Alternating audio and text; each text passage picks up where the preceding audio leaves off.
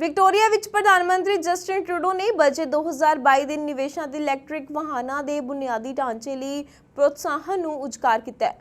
ਉਪਮਾਵਾਂ ਵਿੱਚ EV charging ਸਟੇਸ਼ਨਾਂ ਦਾ ਇੱਕ ਰਾਸ਼ਟਰੀ ਨੈਟਵਰਕ ਬਣਾਉਣਾ ਸ਼ਾਮਿਲ ਹੈ ਅਤੇ ਈਵੀਐਮ ਤੇ $5000 ਦੀ ਖਰੀਦਦਾਰੀ ਛੋਟ ਨੂੰ ਮਾਰਚ 2025 ਤੱਕ ਵਧਾਉਣਾ ਹੈ। First of all, we're making EVs easier to buy. We're extending the program of up to $5,000 to help people buy electric vehicles.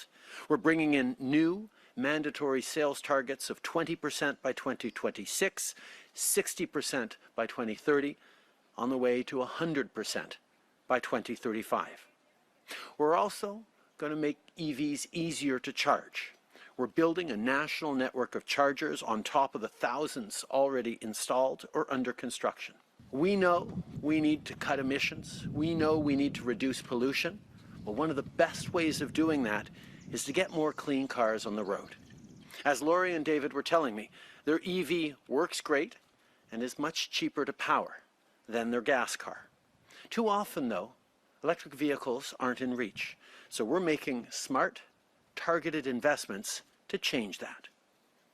With this budget, with everything we've been working on, we're moving forward on everything from a new tax credit for clean tech, to protecting old growth forests, to retrofits for people's homes.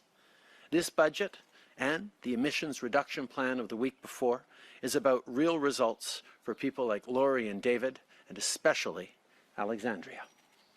Whether it's climate action or making housing more affordable, we're investing in Canadians and in our future. We need more investments in healthcare. We need to make sure that Canadians from coast to coast to coast are getting the absolute best quality healthcare possible.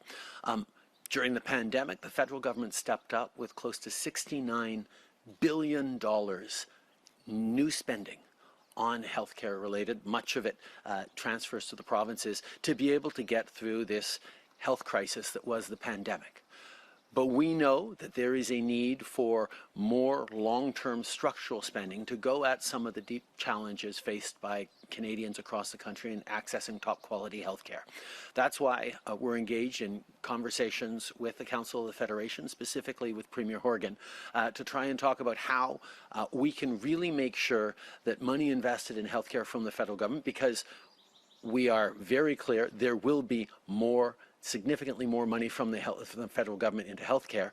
But we've seen in the past, in decades past, that just more money into healthcare, even from the federal government, doesn't necessarily lead to the right outcomes or better outcomes for Canadians. So this time we're sitting down carefully to talk about how to make sure that new investments in healthcare will deliver the results Canadians need, from better access to family doctors and nurses to primary care, more investments in the kinds of, well, we just did $2 billion a few weeks ago to help provinces lift some of the backlogs in surgeries that accumulated over COVID.